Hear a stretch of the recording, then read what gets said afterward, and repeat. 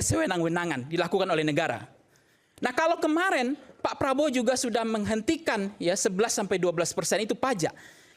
Kalau misalnya nggak ada, saya heran juga. Kadang-kadang kalau nggak anarkis, ya tertib itu dianggap anjing menggonggong kafilah berlalu. Ini juga penyakit. Jadi harus anarkis.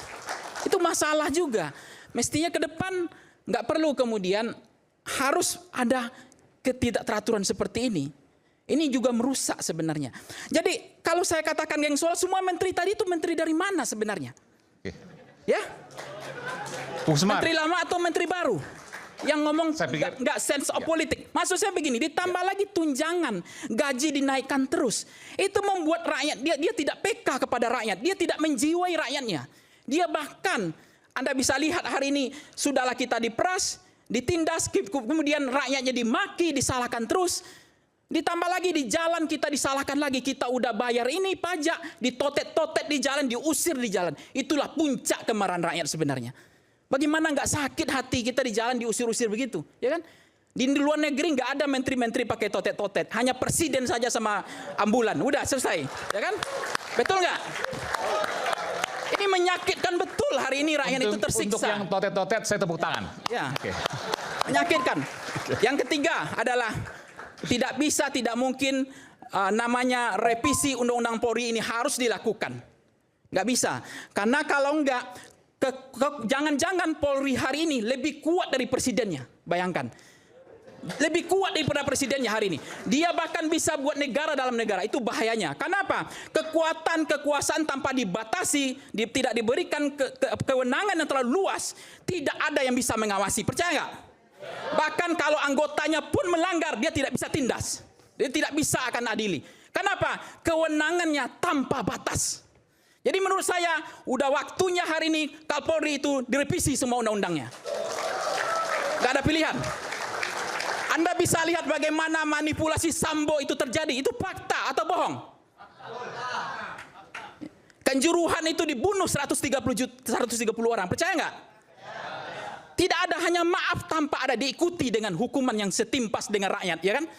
Tapi rakyat selalu ditindas, dipaksa, habis itu ngomong nggak mikir. Kata orang Minang mengatakan begini, mengecek dulu baru berpikir, ya. Habis itu baru ini enggak. Bahasanya begini kalau orang Minang, kita itu kalau ngomong mikir dulu, baru ngomong, habis itu nggak perlu minta maaf, betul nggak? Saya ngomong ke tadi kan ada buktinya semua, nggak ada yang salah. Kalau salah bisa ya bisa tidak juga kan. Tapi ini udah puncak sebenarnya. Puncak sebenarnya. Jadi menurut saya hati-hati Pak Prabowo ya. Bermain api seperti ini. Jadi menurut saya tidak ada kesetiaan lama itu, ada kesetiaan. Dua kesetiaan itu nggak ada. Yang ada hanya satu kesetiaan, ya kan? Jadi saya nggak tahu ini sampai kapan dibiarkan seperti ini.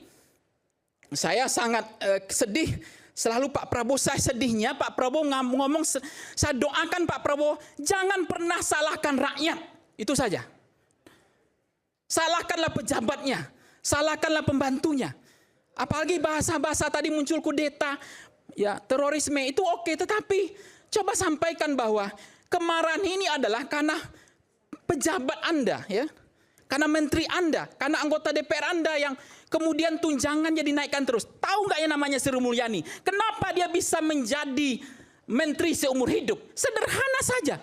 Dia bisa melakukan finishing tax, melayani semua pejabat, dinaikkan semua tunjangan, dinaikkan gaji semua pejabat, sehingga pejabat tidak sense of politik, nggak menyatu dengan rakyat. Itu yang terjadi hari ini. Betul nggak? Dia tidak menyatu. Artinya apa? Faktanya, DPR kemarin konversi pers mengatakan, kami nggak ngerti tunjangan 50 juta ini tiba-tiba datang ke kami. Masa kan itu nggak masuk akal. Kalau DPR nggak ngerti kan keputusan itu diputuskan oleh pemerintah dan DPR. Nah itu konfirmasi ke DPR-nya. Dia bilang tiba-tiba datang 50 juta itu. Itu fakta.